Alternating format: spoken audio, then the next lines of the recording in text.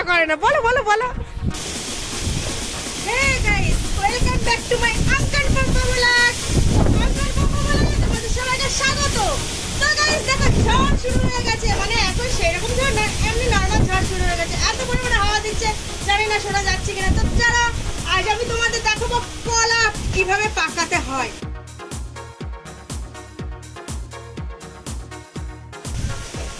তো গাইস সবার প্রথমে আমি কলাগুলোকে এর থেকে আলাদা আলাদা করে নেব।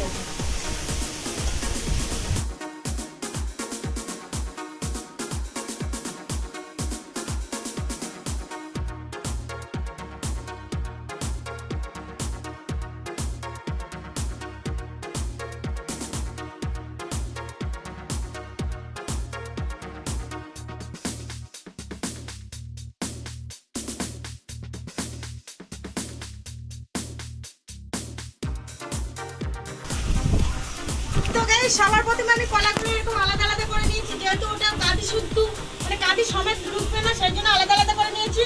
তো চলো এবার এর মধ্যে হাঁড়ির মধ্যে দিয়ে দেব।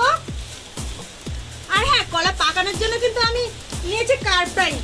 তো গাইস এটা কিভাবে দিতে হয়, কি পরিমাণে দিতে হয়, সব কিছু তোমাদের দেখিয়ে দেবো। তো চলো স্টার্ট করা যাক। তো সবার প্রথমে আমি নিলাম দুটো খবরের কাগজ, হ্যাঁ, যেটা কিনা আমার হাঁড়ির মধ্যে কোনো এফেক্ট না আসে। অঙ্কন দেখাও খবরের কাগজটা কিভাবে দিয়ে দিচ্ছি। দেখিয়ে দিচ্ছি মাম্মা। তো গাইস সবার প্রথমে বলে রাখি অঙ্কন কিন্তু ক্যামেরায় আছে। তো চলো এই মাম্মাম দিয়ে রাখলো।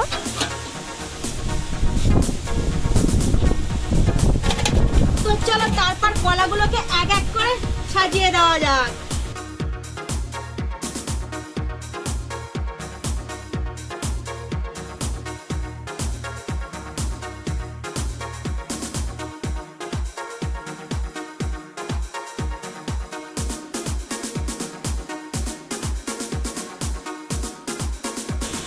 আর হ্যাঁ, কার্বাইডটা কেমন দেখতে তোমরা একটু দেখে নিতে পারো।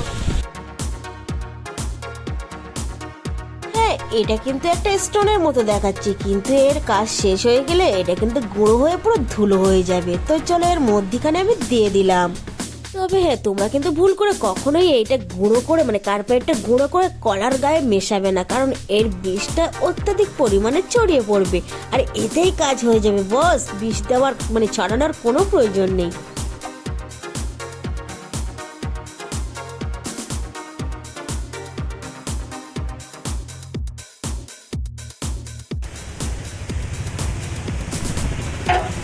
এই পরিমাণে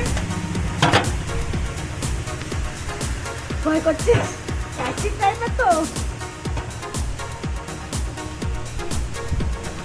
জল পড়বে।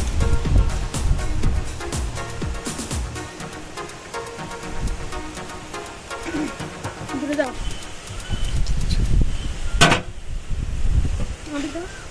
তো গাইস এইভাবে রেখে দেবো, হ্যাঁ একদিন এইভাবে রেখে দেবো। রেখে দেওয়ার পরে সকালে উঠে খুলে দেখবো কলা সব পেকে গেছে। তো চলো কাল পর্যন্ত ওয়েট করা থাকা যাক। তো গাইস আপনারা দেখেছিলেন আমার মাম্মাম একদিন আগে কলাটা পাকাতে দিয়েছিল কার্পেট দিয়ে। এখন দেখবো কলাটা পেকেছে কিনা। ওয়াও, পেকে গেছে, কিন্তু কার্পেটে বৃষ্টিতে লেগে আছে, ওই জন্য এই কলাগুলো ধুয়ে নিতে হবে। কিন্তু যেটা খাবে সেটাই তুমি ধুয়ে নাও। সত্যি অঙ্কন কলাগুলো সত্যি পেকে গেছে। ওয়াও, এইবার আমরা দিয়ে দেবো। তো বের করে ফেলো অঙ্কন, কলাটা বের করে ফেলো। তো যেহেতু বৃষ্টি হয়েছে সেই জন্য এখানটা নোংরা হয়ে আছে, কেউ কোনো মাইন্ড করবেন না গাইস। কার্পেটটা গুঁড়ো হয়ে গেছে। কার্পেটে হাত দেবে না অঙ্কন, দিয়েছি। না কার্পেটে হাত দেবে না, আস্তে আস্তে বের করো। খবরের কাগজ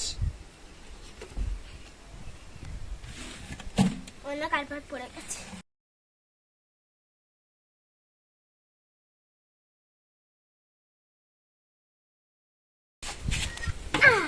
কিছু বলো। তো গাইস এখন এটা খাওয়া যাক ধুয়ে।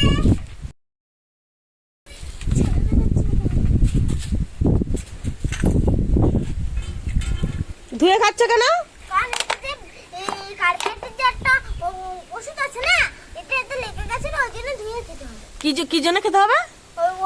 দেখো ওই কার্পেটটা তো হচ্ছে ছিল শক্ত ছিল, ওটা যখন